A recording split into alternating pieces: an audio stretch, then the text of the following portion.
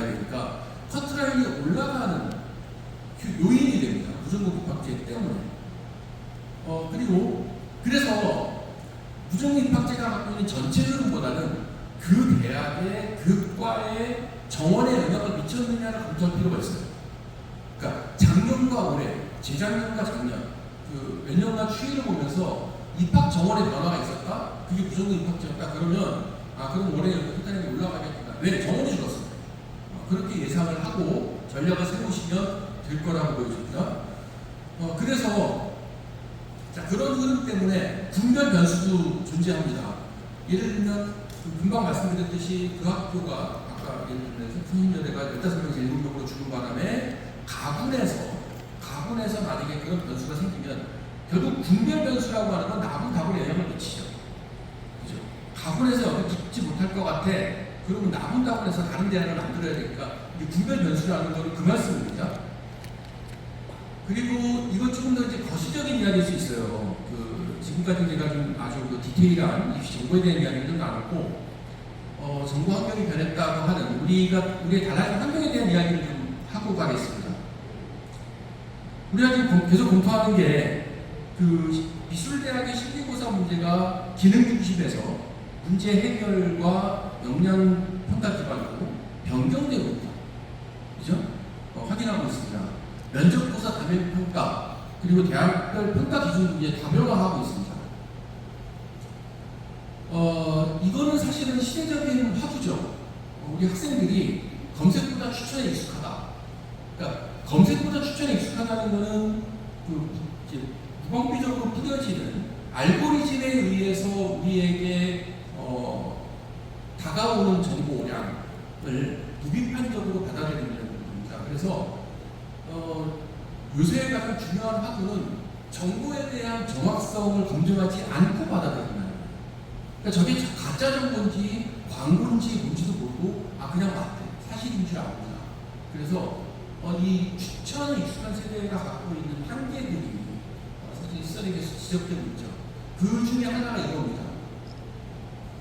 정답보다 맥락을 요구하는 질문에 대한 불안증이 커요. 우리 학생들. 이거는 우리 교육 환경의 한계이기도 합니다. 우리나라 교육 환경이 사실은 정답을 맞추는 시스템이죠.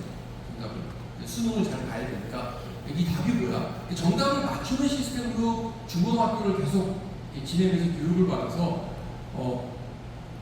맥락을 묻는 질문, 왜 그렸니? 어떻게 했니? 그건 어떤 서사가 담겨 있어? 이런 맥락을 묻는 질문에는 학생들이 공포감을 느낍니다. 그죠? 이건 답이 뭐야? 그러면 답을 눈이 동그라져서 답을 찾는 학생들이 그거 왜 했어? 그러면 눈빛이 풀려버리죠. 멘붕이라고 그러죠. 그러니까 이런 현상, 이게 아까 검색보다 추천에 익숙한 세대의 특성과 맥락을 요구하는 질문에 대한 공포감이 사실은 물려있다고 볼 수 있겠습니다. 이런 환경 변화에서 하나의 AI 시대에 우리가 어떤 교육이 필요할까에 대해서 늘 궁금증을 갖죠. 그래서 제가 이런 내용을 AI 시대에 우리가 그러면 교육적으로 어떤 중요한 준비, 어떤 준비를 해야 되느냐, 한빈미디어 의장님이셨다가 이제 요새 AI 특강이라는 책도 쓰고 그다음 독서 포럼의 대표시기도 한 박태훈 장님 강의록이 있어서 제가 강의록 중에서 한 3, 4분 정도 되는 양을 잘 나왔어요. 같이 보고 가시겠습니다. 시대가 바뀌고 너무 복잡한데 AI 시대에 살아남기 위해 가장 필요한 역량은 무엇일까요? AI 시대에 꼭 필요한 역량이 뭔가 저도 많이 받아요. 우리 애들은 어떻게 하는데요? 그런 얘기를 많이 받는데 제가 그때마다 드리는 말씀이 있습니다. 생성형 인공지능은요, 뭔가를 만들어내는 인공지능이잖아요. 그러니까 존경한 게 없는 사람은 얘를 못 씁니다. 물어봐야 되잖아요. 물어보면 대답해 주잖아요. 물어보면 뭔가를 만들어주잖아요. 근데 궁금한 게 없으면 물어볼 게 없잖아요. 그러면 이 생성형 인공지능은 나한테 필요가 없는 거예요. 내가 궁금한 게 없기 때문에. 그러니까 얼마나 질문을 잘하느냐, 내가 뭘 모르는지를 어떻게 알고 있느냐가 굉장히 중요한 영역이 돼요. 근데 내가 궁금한 게 많으려면요, 아는 게 많아요. 주변 지식이 굉장히 풍부해요. 그러니까 교양이 넘쳐야 돼요. 교양이 있고 주변 지식이 풍부하면 질문할 게 굉장히 많아집니다. 내가 뭘 모르는지를 아는 거죠. 그리고 얘가 답을 했을 때 그 답을 보고 추가 질문을 할 수 있는 공간이 굉장히 넓어져요. 마이크로소프트에서 몇 달 전에 넣은 논문의 제목이 Textbook is all you need. 그러니까 직역을 하면 교과서만 있으면 돼. 이런 내용이죠. AI를 다루는 논문인데 왜 책 제목이 교과서만 있으면 되지? 책만 있으면 되지? 마이크로소프트에서 AI를 학습을 시키고 개발을 하면서 매개 변수의 사이즈는 상대적으로 작게 만든 대신에 책과 같은 고품질 학습 데이터를 아주 많이 넣은 거예요. 그랬더니 똑같은 매개 변수 크기를 가진 AI라도 책과 같은 고품질 학습 데이터를 더 많이 집어넣어준 그 비중을 높인 AI가 훨씬 더 똑똑해지더라. 장기 경험력이 뛰어나고 추론 훨씬 잘하더라는 걸 발견한 거예요. 그러니까 학습 데이터의 품질이 굉장히 중요하다. 생각 밖으로 중요하다. 그리고 거기에 가장 고품질의 데이터는 책이더라.